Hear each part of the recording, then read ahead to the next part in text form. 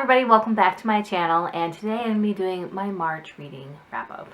I read a lot this month. I read a total of 8 things, which was super surprising when I kind of looked back on all the things I read for this video, because I didn't realize I had read that much. And much like in February, I kind of focused on graphic novels and nonfiction for this month. So the first thing that I read in February is a memoir. It's Hunger, A Memoir of My Body by Roxane Gay. I actually listened to this as an audiobook. The author was the one who narrated it, and I feel like that was super important. The title is self-explanatory. This is Roxane talking about her life and how she lives her life in her body. If you're not familiar who Roxane Gay is, she's a writer and she's very good at what she does, but she's also a woman of size. And she gets a lot of hassle for being as large as she is, and it's a shame. So don't worry, shame. People need to leave each other, I was going to swear. We need to leave each other alone. Now there is one point where Roxane does talk about why she gained all the weight that she did. She basically wanted to protect herself from the world. Just as a trigger warning, she does talk about in great detail about a sexual assault that happened when she was a child. But if you feel like that's something that's really going to bother you, I would opt out on this one, because she does talk about it in detail. And it was very upsetting. And when this happened to her, she just starts putting on the pounds to protect herself from the world. Well, maybe this way men won't want me. And it was heartbreaking. Now, Roxane talks with such honesty, and even though she's talking about all these crummy things that's happened to her, she doesn't want your pity, and it's actually really evident in her writing. Like, I'm telling you this because it happened, but I don't want your pity, I don't want your sympathy. This is just facts, and you can tell from that from her writing. At one point she does say it, but as she's telling her story, there's not really a whole lot of emotional inflection, so you hear that in the writing style. And listening to this story was just such an eye-opening experience. I am not a woman of size. I was a heavier person about a year ago, but even when I was at my heaviest, which was 240 pounds, other than realizing I was the heaviest person in the room, I've never thought much about it. And listening to her experience life was just, it made me so aware of my own privilege. Like, I was never to the size of sitting down and thinking, is this chair going to hold me? Am I going to fit in between this space? And it's just a lot of things that she would constantly think about, I've never had to worry about. It took a lot of bravery for her to write something like this, and I am enthralled by her. This is the first thing I've ever read by Roxane, and you can bet I am going to read all her other stuff. I eventually rated this 4 out of 5 stars. But I don't know why I rated it 4 and not 5 stars now that I'm thinking about it. I don't know. I must have had a reason. But now I can't recall what that reason was. Okay, the next thing that I read in March was Astrophysics for People in a Hurry by Neil deGrasse Tyson. I actually listened to this as an audiobook. To be completely honest, I didn't think I would have the attention span to really read it. I have no interest in science. None whatsoever, and I was vaguely curious about the subject, which is why I picked it up. And you can hear the passion in this guy's voice.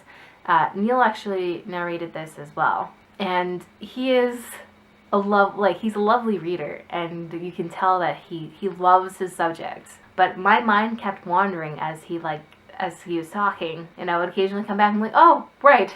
Now, I did learn a couple of things from this, which was very cool. Looking back on it, I do remember that he actually made me chuckle a couple times. Like, some of the jokes, he was just a nerd about his jokes, and I thought it was lovely. And so I did rate this 3.5 stars on Goodreads, and the only reason why I did was simply because I don't care about the subject, if I'm being completely honest with myself. I'm not as passionate about it. Excuse me. That's what I want to say. I'm not as passionate about it as Neil deGrasse Tyson. The next thing that I read for March is Real Artists Have Day Jobs by Sarah Benincasa. She is a comedian, and this was just a series of short stories that was really meant to be encouraging. I've been struggling with my aspirations to be an actor, and I saw this as I was putting things away at my library, and I was like, you know what? This looks to be encouraging. I'm going to pick this up. And it was. This was basically just a collection of essays on self-care. The main topic was just treat yourself better. And she provided different ways that you could treat yourself better. And one of them, which really stuck out to me, was floss your teeth. You should take care of yourself, and one of the things that no one ever thinks to do is flossing your teeth. And when you don't make a whole lot of money, preventative care is super important to avoid spending all this money at the dentist. But I did think to actually write down my favorite essays. One was, "Life is too short for shitty friends." And yes. And two, which is super important for me because I can't seem to stop doing it, is stop apologizing for everything. I say sorry for everything, especially when it's not my fault. And I don't know why I do it, but I do it. I ended up rating this 4 out of 5 stars on Goodreads. This was just an important read for me. The next thing I read for March is actually some research for my upcoming trip to New York City for Book Expo and BookCon. It's The Cheap Bastard's Guide to New York City, the 6th edition, Secrets of Living the Good Life for Less, written by Ashley Wren Collins and Rob Grader. Now, this was really meant for someone who was moving to New York City, but I took it and skimmed through it and was able to find tips for me to save money while I was in the city. John and I both plan on going, and like I've said several times by now, and you're probably getting sick of hearing it, but I'm getting married in September. All of my spare money needs to go to this. I mean, if I'm being completely honest, I shouldn't be going to New York City, but I am because I want to go. But while we were away, I was looking into alright, how can we save money? And this is one of the things I was able to find. There was a chapter on going out to eat and going out for drinks, and he was able to provide a list of restaurants who did happy hour deals, really cheap deals. Like there's a hot dog place that actually gives out free hot dogs with the purchase of a drink, and you can bet John and I will be eating there a lot. The one downside that this book was a little outdated. This was written in 2014, so a lot of the places that he mentioned either didn't exist anymore or didn't provide these deals anymore, but it was a really great start for me to continue my research online. And again, another downside, it was geared towards new residents, not necessarily tourists. And so because of these reasons, I ended up rating this 3 out of 5 stars on Goodreads. So the next thing I read for the month of March is something that I also listened as an audiobook, and it's Hacks, the inside story of the break-ins and breakdowns that put Donald Trump in the White House by Donna Brazil. This woman, if you don't know who she is, she's a very well-known political commentator. She's a professor. And she was also head of the Democratic National Convention while Hillary was running. And this woman took a beating during the last election. And she kept getting blamed for a lot of things, and this is really just her side of the story. She narrated this, and her storytelling, she was very candid, and she was hilarious. I enjoyed listening to this. And I would actually recommend that you listen to this rather than read it, since she does narrate this. She says everything how she originally intended the sentence to sound like, so there's no misinterpretation of her words. After listening to this, I think Donna Brazil is a class act. I'm inclined to believe her, since at the end of the book she actually names the person that did all the fact-checking for her. At one point she does admit that Hillary Clinton did something unethical, and her hands were basically tied. She did the best that she could in that situation, but Hillary Clinton did not make things easy for her. I ended up rating this a full 5 stars on Goodreads. I just thoroughly enjoyed reading this. Now, after reading something that was really politically heavy, I decided to read something fun.